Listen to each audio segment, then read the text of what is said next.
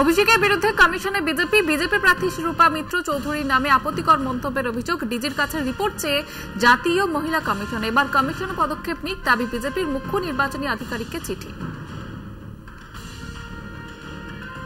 ওরা করেছে কি মন্তব্য করেছে আর ওরা কি বলেছে সেটা ইলেকশন কমিশন দেখবে, কিন্তু এই যে এই মন্তব্য তো ক্রমান্বয়ে করে চলেন বিরোধী দলনেতা। ওই তাই নিয়ে তো কোনো ইলেকশন কমিশনকে সুমোটেও অনেক কিছু করতে হয়, তার জন্য কমপ্লেন করতে হয় এমন তো কথা না। সুমোটো অনেক নিজেদের সক্রিয়তাতেই এই ধরনের মন্তব্য করলে তাদের বিরুদ্ধে পদক্ষেপ গ্রহণ করতে পারে। ইলেকশন কমিশনও গ্রহণ করতে পারে, জাতীয় মহিলা কমিশনও গ্রহণ করতে পারে, কোনোটাই আমরা দেখি না। শুভেন্দু অধিকারীর বিরুদ্ধে জাতীয় মহিলা কমিশনে নালিশ তৃণমূলের। মুখ্যমন্ত্রীর নামে আপত্তিকর মন্তব্যের অভিযোগ, কমিশনের চিঠি চন্দ্রিমা ভট্টাচার্যের। বিরোধী দলনেতার বিরুদ্ধে কড়া পদক্ষেপের দাবি। বারবার আমরা দেখেছি যে বিরোধী দলনেতা বিভিন্ন কুরুচিকর মন্তব্য আমাদের নেত্রী, সর্বোচ্চ নেত্রী এবং রাজ্যের মুখ্যমন্ত্রী, তিনি সারা ভারতবর্ষের একমাত্র মহিলা মুখ্যমন্ত্রী, তার বিরুদ্ধে করে চলেছেন এবং বিভিন্ন সময়ে বিভিন্ন সভায় নানান কথা বলেন যেগুলো বলার অযোগ্য, এবং সেখানে আমরা দেখি না যে কোনো সক্রিয় ভূমিকা গ্রহণ করে জাতীয় মহিলা কমিশন। এখানে অনেক ঘটনায় জাতীয় মহিলা কমিশন তাদের অতি সক্রিয়তা দেখিয়েছে, কিন্তু যখন বিরোধী দলনেতা এই ধরনের আক্রমণ একজন মহিলা মুখ্যমন্ত্রীর প্রতি করেন তখন কিন্তু আমরা এদের সক্রিয়তা দেখি না। তাই এই মন্তব্যগুলোর বিরুদ্ধে রিপোর্ট চেয়ে পাঠান, এটা আমরা আবেদন করেছি জাতীয় মহিলা কমিশনের কাছে।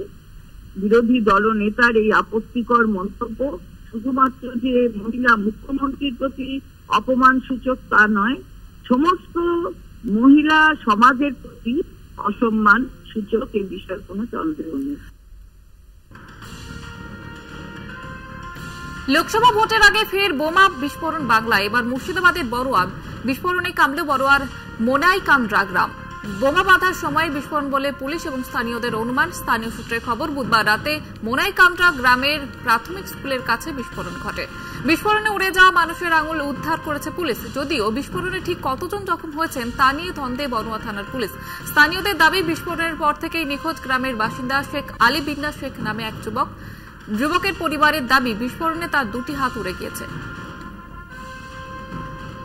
শব্দ হইল, ছুটি বাড়িতে এসে আগে নিয়ে গেছে, এবারে কে কোথা কি করে সব নিয়ে গেছে আমি জানি না গো। ছেলে লেখাপড়া শিখে আর খাই দায় বেড়িন বেড়াই গো। কি নাম ওর, কি নাম? শেখ আলী জিন্না গো।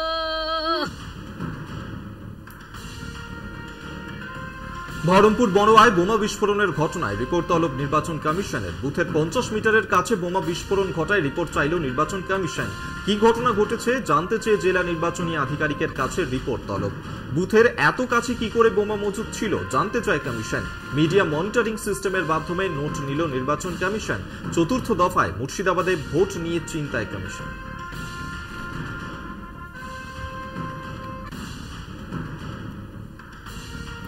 সভামঞ্চ থেকে বাঁকুড়ার ওন্দার বিজেপি বিধায়ক অমরনাথ শাখার বিস্ফোরক দাবি, 30 এপ্রিলের মধ্যে 59,000 লোকের চাকরি যাবে বলে তিনি দাবি করেছেন। লোকের চাকরি যাওয়া শুধু সময়ের অপেক্ষা। প্রকাশ্য সভা থেকে আগাম জানিয়ে দিলেন ওন্দার বিজেপি বিধায়ক অমরনাথ শাখা। একই সঙ্গে লোকসভার পর সব পঞ্চায়েত দখল করার হুঁশিয়ারি দিয়েছেন তিনি।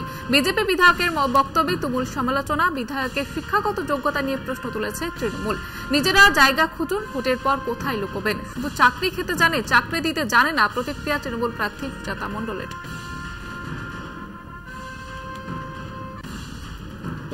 যেই আমরা লোকসভার ভোট বেরোবে, 4 তারিখে রেজাল্ট বেরোবে, আমরা ওন্দা বিধানসভায় যতগুলো তৃণমূলের চোর পঞ্চায়েতে চলছে প্রত্যেকটা পঞ্চায়েত আমরা দখল করবই করব।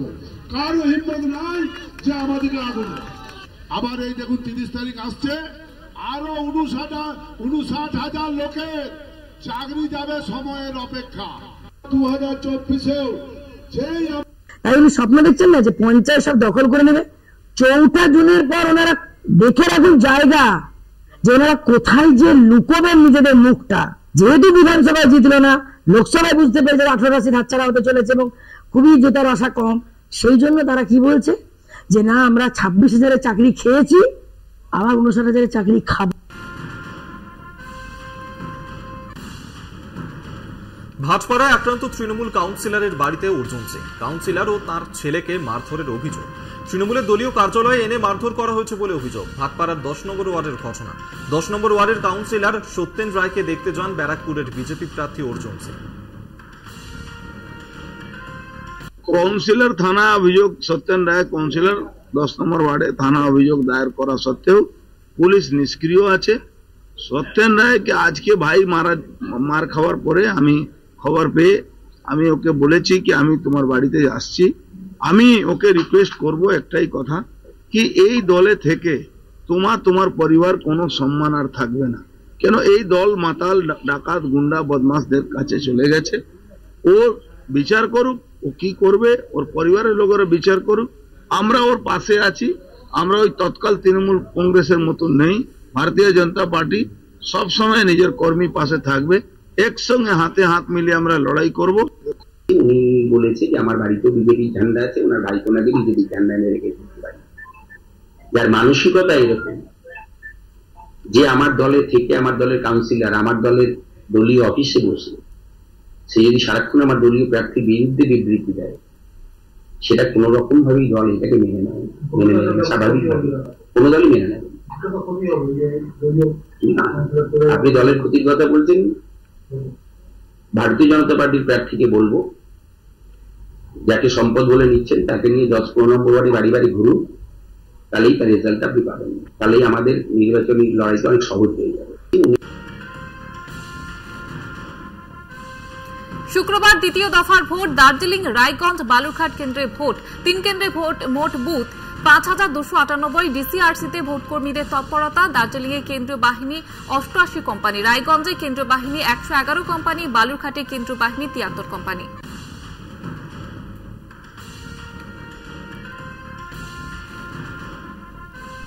ভোটের আগে পাহাড়ে নগদ বাজেয়াপ্ত। বিজেপি নেতার গাড়িতে উদ্ধার বিপুল নগদ, 8,50,000 টাকা উদ্ধার। বিজেপির মধ্যে হারের ভয় স্পষ্ট, পোস্ট তৃণমূলের। এভাবে মানুষের রায় কেনা যাবে না, সোশ্যাল মিডিয়ায় পোস্ট তৃণমূলের।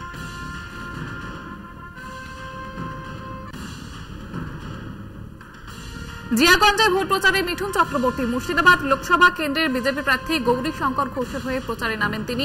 কর্মী সমর্থকদের সঙ্গে নিয়ে মহাসমারোহে প্রচার করেন অভিনেতা মিঠুন। জিয়াগঞ্জের বাগডোগরা মোড় থেকে শুরু হয় তার রোড শো। সেখানে উপচে পড়া মানুষের ভিড় ছিল চোখে পড়ার মতো। মানুষের সঙ্গে কথা বলার পাশাপাশি গৌরী শঙ্করের হয়ে ভোট প্রার্থনা করেন তিনি।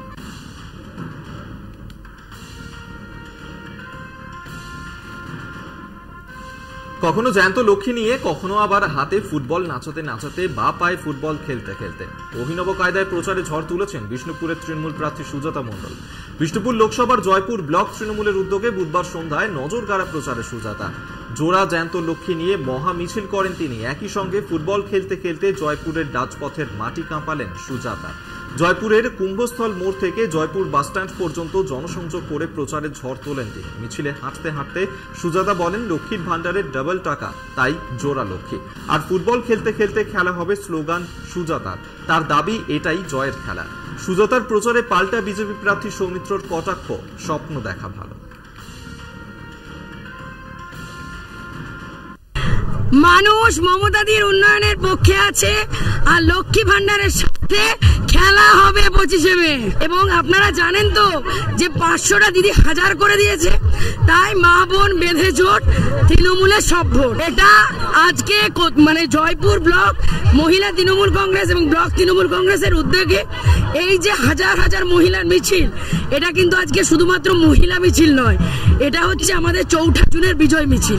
তিনি ভালো থাকুন, স্বপ্নে থাকুন, আর আমাকেও স্বপ্ন দেখেছিলেন বিষ্ণুপুরের মানুষের স্বপ্ন দেখাবেন। তিনি ভালো থাকুন, স্বপ্নে থাকুন, আর আমাকেও স্বপ্ন দেখেছিলেন বিষ্ণুপুরের মানুষের স্বপ্ন দেখাবেন। ভোটের আবহে ভিড় বাড়ছে সৃজনের প্রচারে। প্রার্থী হিসেবে নিজের নাম ঘোষণার পর থেকেই প্রচার শুরু করেছেন যাদবপুর লোকসভা কেন্দ্রের সিপিএম প্রার্থী সৃজন ভট্টাচার্য। কিন্তু শুরুর দিনগুলোতে সেভাবে কর্মী সমর্থক দেখা যায়নি তার প্রচারে। তবে দিন যত গড়াচ্ছে ততই বাড়ছে প্রচারের ভিড়। বুধবার বিকেলে ভাঙড় এলাকায় ফের প্রচারে আসেন তিনি। টোটোয় চেপে ভোট প্রচার করেন সৃজন ভট্টাচার্য। ভাঙড় 2 নম্বর ব্লকের পোলেরহাট 1 এবং 2 নম্বর অঞ্চলের বিভিন্ন এলাকায় প্রচার সারেন তিনি।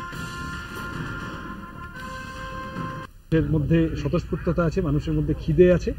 তৃণমূল বিজেপিকে হারানোর জন্য মানুষ মুক্তির উপায় খুঁজছে। এখন দেখা যাক আমরা লাল ঝান্ডা নিয়ে বাকি সবাইকে জুটিয়ে কত তাড়াতাড়ি মানুষের মুক্তির লড়াইটাকে স্ট্রেংথেন করতে পারি। ভাঙড় তো লাল ঝান্ডার পুরনো জায়গা। ভাঙড়ের যা উন্নয়ন, সে লেদার কমপ্লেক্স থেকে শুরু করে কলেজ, হাসপাতাল, স্কুল সবই তো, যা স্বাস্থ্যের যা ব্যবস্থা সবই তো, বা জমি পাওয়া মানুষের সবই বামপন্থীদের হাতে। বাকিরা ভাঙড়কে মধু ভান্ডার হিসেবে ব্যবহার করতে চায়। তারা এখানে মধু দেখেছে, তারা বাইরে থেকে এসে গুন্ডামি করে তারা ভাঙড় থেকে টাকা তুলে নিয়ে যেতে চায়। আর আমরা ভাঙড়ের জন্য লড়াই করছি। ভাঙড়ের ভালো, আরো একটু ভালো করে শান্তিপূর্ণভাবে ভাঙড়ের মানুষ বাঁচতে পারে, তার জন্য আমাদের পার্টি প্রথম থেকে।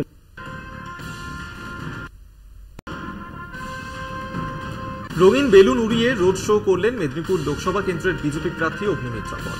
কর্মী সমর্থকদের সঙ্গে নিয়ে সমারোহে সারলেন জনসংযোগ। খড়গপুর শহরের 8 নম্বর ওয়ার্ডে নির্বাচনী কার্যালয়ে একটি প্রেস মিট করেন তিনি। সাংবাদিকদের মুখোমুখি হয়ে তিনি কংগ্রেস ও তৃণমূল কংগ্রেস সম্বন্ধে ক্ষোভ উগরে দেন।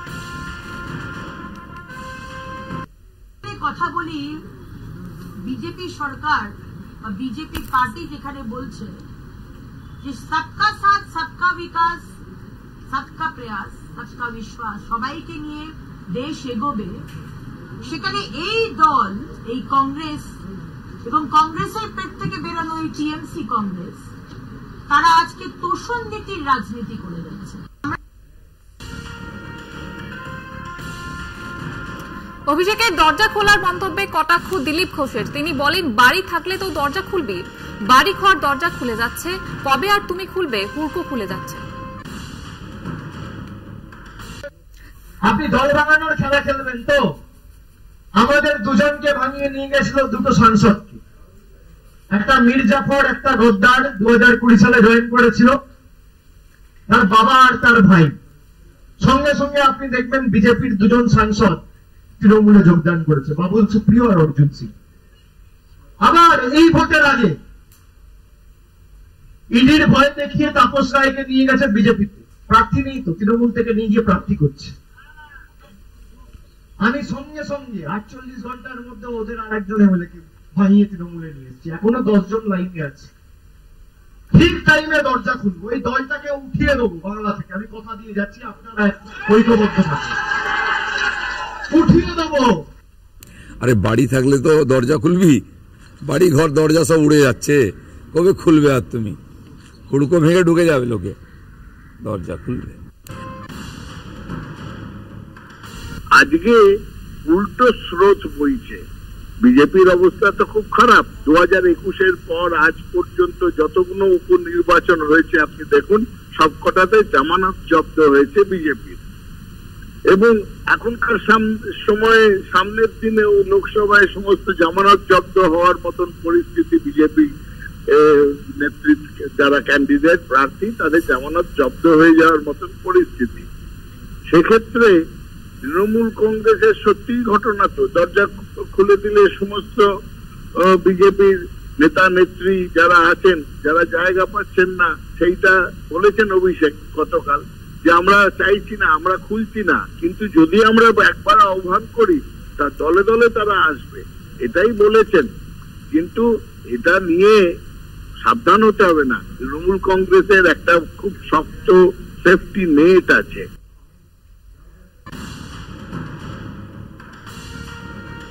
সুজয় কৃষ্ণের কণ্ঠস্বরের নমুনা মিলে যাওয়া নিয়ে কটাক্ষ বর্ধমান দুর্গাপুর কেন্দ্রের বিজেপি প্রার্থী দিলীপ ঘোষের।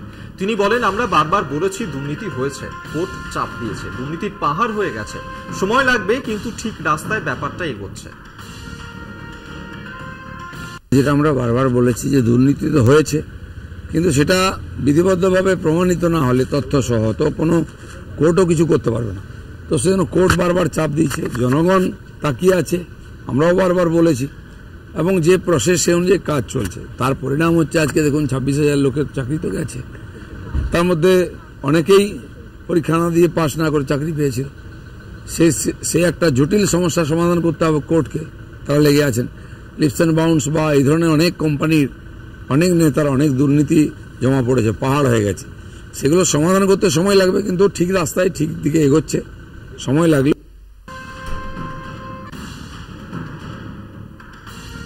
জমজমাট ভোট প্রচারে মুর্শিদাবাদে তৃণমূল বিজেপি বাম কংগ্রেস জোট। প্রচারে ঝড় তুললেন বাম কংগ্রেসের জোট প্রার্থী মোহাম্মদ সেলিম। মুর্শিদাবাদে জলঙ্গির ফরিদপুরে প্রচারে সিপিএম মহিলা কমিটির রাজ্য সম্পাদিকা কনিনিকা ঘোষ সভা থেকে বিজেপি এবং তৃণমূলকে কড়া ভাষায় আক্রমণ করেন তিনি। সভায় বাম কংগ্রেস জোটের সমর্থকদের ভিড় ছিল চোখে পড়ার মতো। রাজ্যের সম্পাদক পার্টির সিপিআইএম এর সম্পাদক তিনি প্রার্থী এবং তিনি প্রাক্তন এমপি, যিনি মানুষের কথা, এখানকার মানুষের কথা, রাজ্যের মানুষের কথা, ভাঙনের কথা, এ সমস্ত কথা পার্লামেন্টে তুলে ধরেছিলেন বরাবর। গরিব মানুষের কথা, মেহনতি মানুষের কথা, আর সেই কথা তুলে ধরতে পারেন সেলিম, কমরেড মোহাম্মদ সেলিম।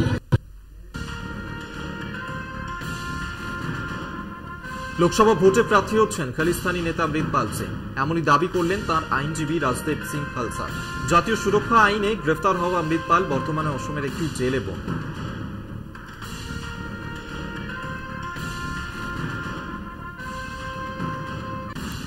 মহারাষ্ট্রের উপমুখ্যমন্ত্রী অজিত পাওয়ারের স্ত্রী সুনেত্রাকে দুর্নীতি মামলায় ক্লিনচিট দিল মুম্বাই পুলিশ। 25,000 কোটি টাকা মহারাষ্ট্র সমবায় ব্যাংক কেলেঙ্কারিতে সুনেত্রা এবং অজিতের সঙ্গে যুক্ত লেনদেনে কোনো দুর্নীতির প্রমাণ মেলেনি বলে তদন্ত শেষে রিপোর্টে জানিয়েছে মুম্বাই পুলিশ। বিজেপির সঙ্গে জোট করার পরে চালু হয়েছে নরেন্দ্র মোদী ও অমিত শাহের ওয়াশিং মেশিন, যার ফলে দুর্নীতি মামলায় নিষ্পত্তি পেয়েছেন অজিত সুনেত্রা। দাবি বিরোধীদের।